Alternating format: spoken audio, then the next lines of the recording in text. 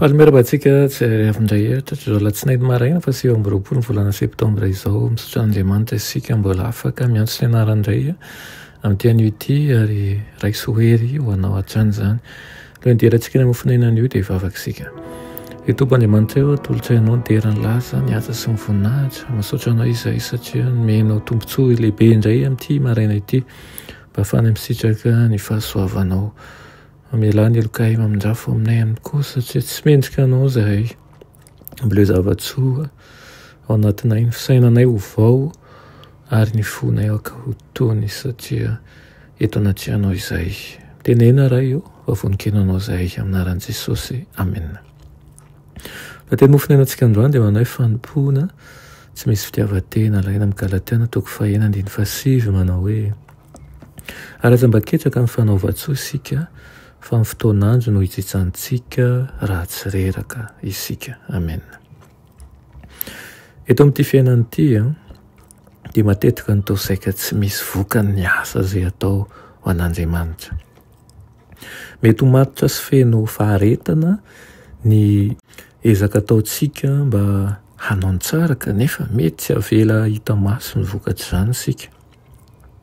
Ho antsika dia mety ho toy ny very maina ilay ezaka. Manome toky antsika nefa ny mpamonjy fa voaraikitra any an-danitra ny asantsika ary azo antoka ny valosoa.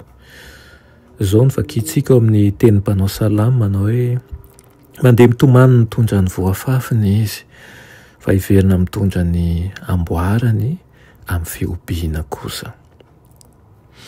Ary raha homena amin'ny fiavian'i Kristy ny valim-pity farany sady lehibe indrindra dia mitondra valim-pity na dia amin'izao fiainan'izao azy ny fanompoana atao amin'ny fotoko. Tsy maintsy hiatrika sakan-tsankana, tsy maintsy hiatrika fanoherana sy fahakiviana mangidy ary tena makarary foana mpiasa. Mety tsy ahita ny vokatry ny fisasarana izy ireo. Eo anatin'izany rehetra izany anefa dia mahita valosoa voatà ao anatin'ny asan'izy ireo. Izay rehetra manolo tena ho an'Andriamanitra ho amin'ny fanompoana tsy misy fitiavan-tena ho an'ny olombelona dia miara-mifarimbona amin'ny tompony voninahitra, manalefaka ny fisasarana rehetra io eritreritro io, manohana ny sitrapo ary mampahery ny saina ninona mety hitranga. Izay miasa amin'ny fo afaka amin'ny fitiavan-tena dia manampy ny isandratan'ny onjan'ny fifalian'ny tompo ka mahatonga voninahitra, mahatonga fiderana ny anaran'ny masina.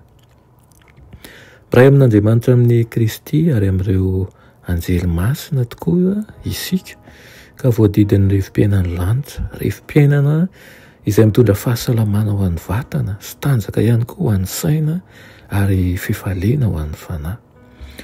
Izay rehetra manokana ny tenany sy ny fanahiny ary ny sainy ho an'ny fanompoana an'Andriamanitra dia andray mandrakariva hery vaovao ara-batana, andray hery ara-tsaina ihany koa ary hery vaovao ara-panahy. Azony anivozana araka izay ilainy ny tahiran'ny lanitra tsy mety ritra.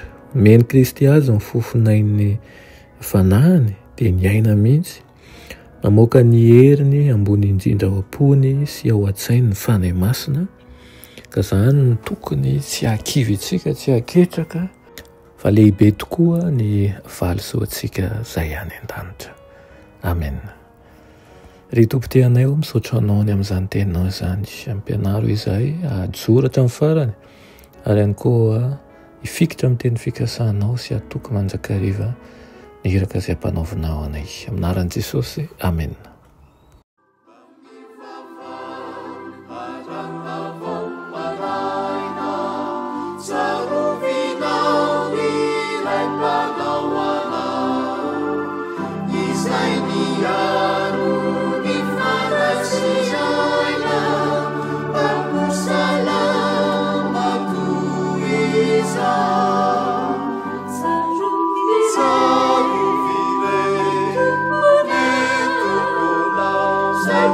Yeah.